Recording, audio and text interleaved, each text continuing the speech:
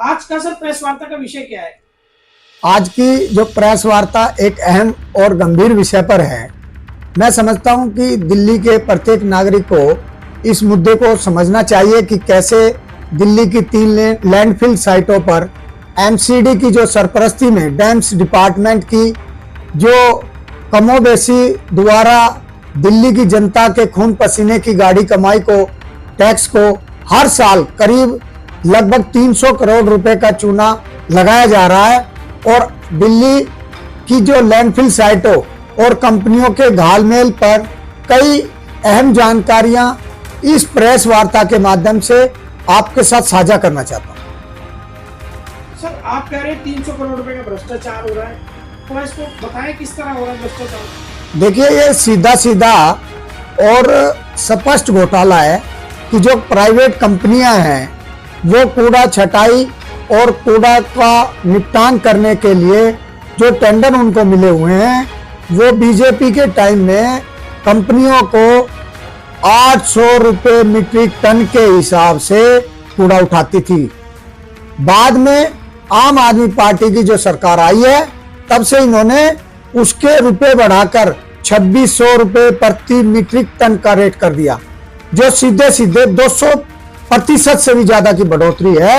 इतनी जो ज्यादा बढ़ोतरी के पीछे कोई तर्क दिया गया है कि ये कंपनियां गीले और सूखे जो कूड़े की छटाई करेंगी, दूसरी ओर दिल्ली में जो लोगों को जागरूक करेंगी, तीसरी ओर ये यूजर चार्ज एमसीडी को जमा कराएंगी। लेकिन इन तीनों कार्यों में ये कंपनियां एक काम भी ढंग से नहीं कर पा रही हैं। जो सबसे बड़ा वादा था कि हर घर से कूड़ा उठाएंगे, लेकिन ये सभी जहां जहां कूड़ा उठा पा रहे हैं, जब से ये कंपनियां नियमों और एग्रीमेंट के रूल्स पर खरी नहीं उतर रही हैं, तो क्यों ना इनको 800 रुपये मीट्रिक टन के हिसाब से ही दिया जाए और जो 2600 रुपये मीट्रिक टन के रेट से क्यों भुगतान किया जा रहा है, इसकी जांच अवश्य करानी चाहिए। कूड़े के प्रति जो मीट्रिक टन का जो रेट बढ़ाया हुआ दिया गया है वो अब डैम्स डिपार्टमेंट की निगरानी में इनका बिल बनाया जाता है। जानकारी के मुताबिक ये एक गाड़ी कूड़े की 4-5 नंबर प्लेट लगाकर चेंज कर करके ऊपर वो गाड़ी घुमा घुमा करके उन्हीं से फोटो करा के और उन्हीं से बिलिंग कराती है। बिलिंग की जो वहां पर सिस्टम है वो चेंज होना चाहिए।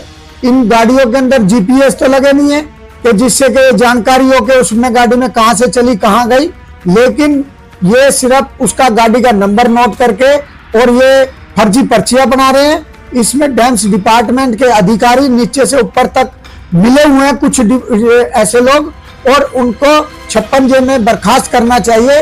जो राजस्व का नुकसान हो रहा है उसको कूड़े के जो ये गलत तरीके से ये कूड़ा उठाने का ढोंग रच रहे हैं, छटाई मशीनों से कूड़ा छाटा जा रहा है, इसको डाला जा रहा है। आपसे मैं एक सवाल जिसका जवाब किसी के पास नहीं है, मैं सूत्रों की जानकारी जो मुझे मिल रही है वो केवल रोहिणी जोन से ही कूड़े का बिल 50 करोड़ रुपए बना है।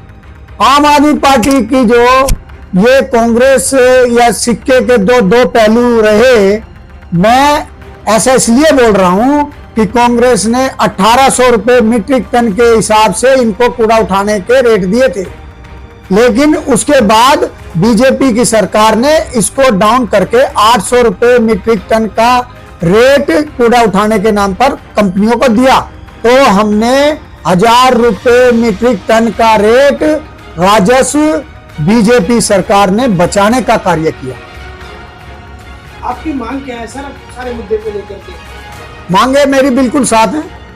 दिल्ली के मुखिया अरविंद केजरीवाल जी की जो सरपरस्ती में एमसीडी की लैंडफिल साइटों पर जो डैम्स के अधिकारी हैं और जो आपके नेता हैं वो एक नूरा कुश्ती खेल रहे हैं, उसे बंद किया जाए।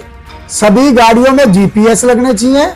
विजिलेंस और एंटी करप्शन की जो टीम है वो यहाँ पर 10 दिन के लिए बैठा के देख लो, पूरा 50% रह जाएगा।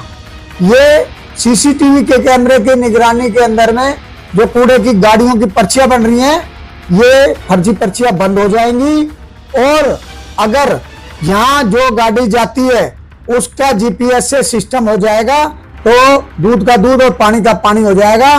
कूड़े की जो मांग यहाँ दिखाई जा रही है, इतना कूड़ा दिल्ली में जनरेट नहीं हो रहा। मैं समझता हूं कि ये सब कार्य करने के बाद में ये जो कूड़े के लैंडफिल साइटें हैं, एसएलएफ हैं, ये 50% यहाँ पर कूड़ा कम हो जाएगा।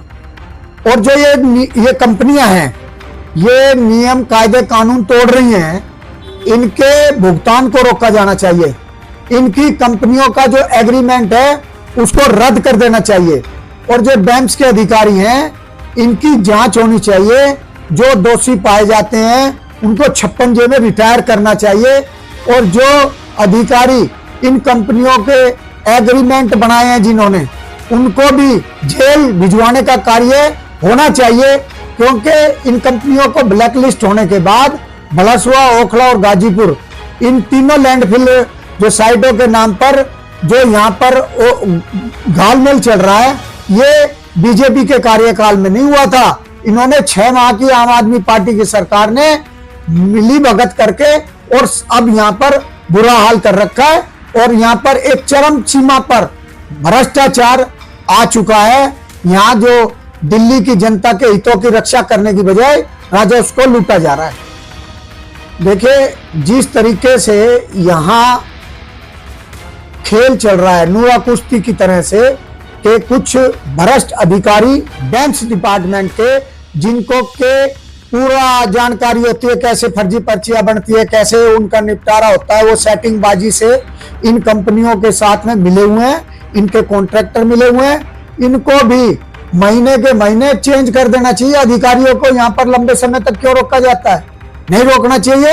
और सरकार को चाहिए कि ये जो तीनों लैंडफिल साइटें हैं, यहाँ पर जीपीएस सिस्टम अगर गाड़ियों में लगे होंगे तो जिस तरीके से ये गाड़ियां कूड़ा वजन बढ़ाने के नाम पर ट्रकों के अंदर फैक्ट्रियों का कूड़ा या मलबा या ईंट, रोड़े, पत्थर यहाँ पर मिट्टी भर के लाते हैं और मिट्टी उड़ते हुए नजर आती है। लेकिन ये अपने लालच के अंदर में इसको हाइट को बढ़ाने में, ये रोल मीट्रिक टन जब वजन बढ़ाने के लिए लालायित रहती है कंपनियां के पैसे ज्यादा मिलेंगे, इसलिए 8 टन तो कंपनी जो है गाड़ियों का पास करती है और उसमें 18 टन माल ये भर के ले आते हैं। कहां से हो जाता है? कूड़े के अंदर इतना, कहां से इतना वजन वेट आ जाएगा? मुझे समझ नहीं आता कि ये लोग किस तरीके का भ्रष्टाचार करके दिल्ली को ग्रस्त कर रहे हैं।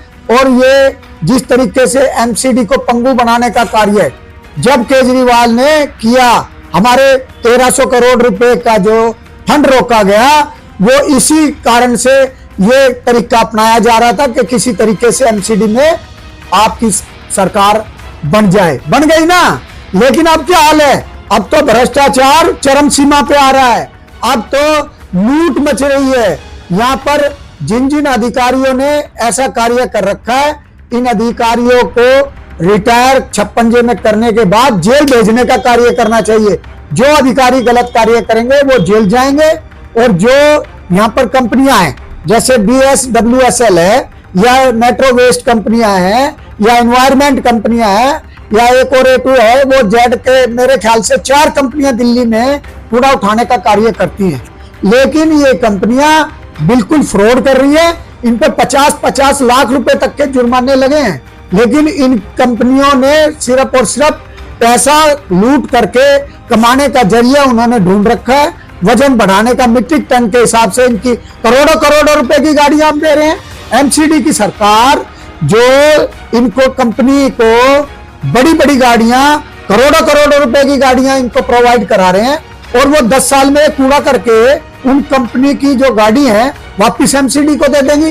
किसका नुकसान हो रहा है? किसका राजस्व घट रहा है, बढ़ रहा है? एमसीडी के अंदर में इन्होंने खुली लूट मचा रखी है और इन कंपनियों को बर्खास्त किया जाना चाहिए, ब्लैक लिस्ट किया जाना चाहिए, इनके ऊपर FIR होनी चाहिए। ये कोई भी कार्य समय सीमा पर नहीं कर रहे हैं। इनका जो कार्य करने की शैली है, ये बिल्कुल गलत तरीका अपनाकर इलीगल तरीके से कार्य करते हैं और इनको जेल जाने का शायद मैं समझता हूं कि FIR होने का हक है। और ये ऐसा कार्य आप समझिए, आज मैंने 6 जगह कंप्लेंट लिख रखी है और वहां पर लेफ्टिनेंट गवर्नर साहब के नाम से, उसके बाद में कमिश्नर नाम साहब के नाम से, विजिलेंस डिपार्टमेंट में, एंटी करप्शन में और बहुत सारी जगह, चाहे वो होम मिनिस्ट्री हो, सभी जगह लिखी है और उनका रिमाइंडर भी भेज दिया है। आज से 1 महीना पहले मैंने उनको कंप्लेंटों को भेजा था, उसके बाद रिमाइंडर भेजे हैं। अभी मैं इसमें कोर्ट तक में जाना पड़ेगा, मैं जाऊंगा। मेरे पास बहुत सारी वीडियो हैं जिनके अंदर मिट्टी उड़ते हुए नजर आ रही है, जो गाड़ियां भर के ला रही है। अरे भाई, मिट्टी उठाने का, मलबे उठाने का या तुम्हारा काम है क्या? तुम्हारा कूड़ा उठाने का काम है। सेग्रीगेशन के नाम पे ये गाड़ियां, ये इनकी कंपनियां बिल्कुल खुली धोखाधड़ी कर रही हैं। और जिस तरीके से ये अनऑथराइज कॉलोनियों के अंदर बता रहे हैं कि कई बहुत सारी सेग्रीगेशन जो अनाधिकृत कॉलोनियां हैं वहां पर 100% हो रहा है। झूठ बोल रहे हैं। ये डोर टू डोर कूड़ा उठाने का कार्य इनके द्वारा नहीं किया जा रहा है और उसके अलावा सेग्रीगेशन का, छटाई का कार्य, चाहे वो गिल्ला कूड़ा या सूखा कूड़ा या सर्जिकल कूड़ा उठाने का कार्य छटाई का नहीं हो रहा है। इसके अलावा ना ही ये यूजेज चार्जेज 1 रुपया भी जमा नहीं करा है। इन कंपनियों को 125% जो हमने रेट बढ़ा के